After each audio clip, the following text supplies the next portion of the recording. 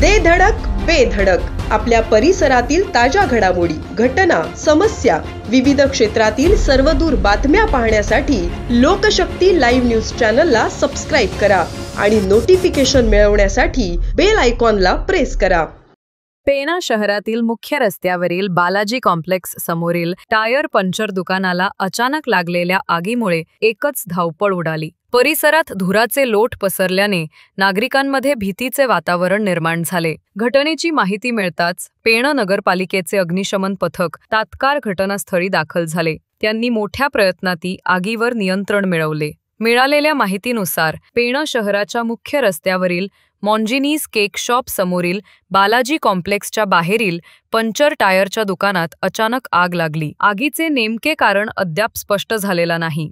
प्राथमिक अंदाजानुसार short circuit किंवा ज्वलनशील पदार्थांमुळे आग भडकली असावी। अग्निशमन पथकच्या अथक प्रयत्नानंतर आग विझवण्यात यश आले आहे। या आगीमध्ये दुकानाचे मोठ्या प्रमाणात नुकसान झाल्याचे समजते। मात्र धुरामुळे नागरिकांना त्रास झाला असून व्यापारी वर्गातही चिंतेचे वातावरण आहे।